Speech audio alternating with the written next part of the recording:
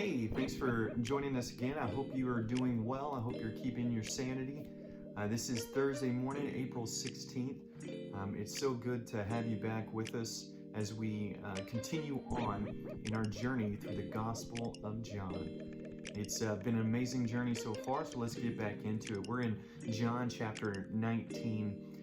And starting out, yesterday we read John chapter 18, where Jesus was arrested and given over to the Jews and then given over to Pilate. And we talked about that for a little bit. Right now in John chapter 19, there's an account of Jesus being flogged and Pilate actually wanting to give Jesus back to the Jews and not crucify him.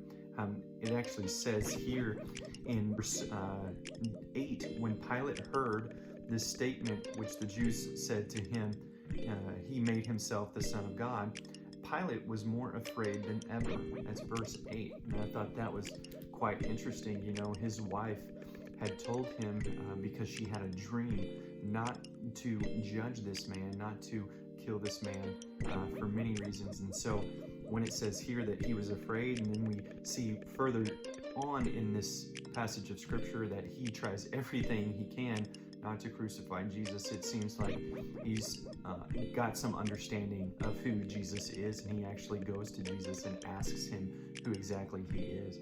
And of course, Jesus replies, "You would have no authority over me at all. All of the authority you have comes from above." And so he continues, Jesus, to talk with Pilate in this manner. We saw that yesterday as well. Not to give direct answers to his questions, but to let him know that God is still in control and God's at the forefront of everything that he's doing. As we continue on, we see the crucifixion. And one thing that I wanted to land on today is the prophecy that is fulfilled in the crucifixion story. As we go down throughout John chapter 19, in verse 24, they say to one another not to tear Jesus's cloth, because it was a seamless woven cloth, a tunic that he had. And they did this to fulfill a prophecy in Psalm chapter 22, verse 18. They divided my clothes among them, and they cast lots for my clothing. If we fast forward throughout this chapter, we see the finished work of Jesus on the cross. After he takes a drink, he says, "It is finished," and he gives up his spirit. But then his side is pierced by one of the Roman soldiers because they were going to break his legs. But they decided not to because he had already died. So they decided to pierce his side. And in verse 36 it says, "For these things happen so that the scripture would be fulfilled, not one of his bones will be broken."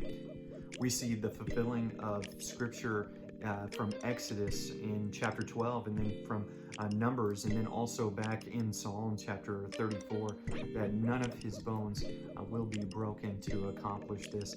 Also, right after that, in verse 37, it says also, scripture says, they will look at the one they pierced. And also in Isaiah, it says that he was pierced for our transgressions, and that in verse 37, that's a reference to Zechariah chapter 12, verse 10. So we have all these fulfilling of prophecies, and we know that Jesus fulfilled hundreds and hundreds of prophecies from the Old Testament.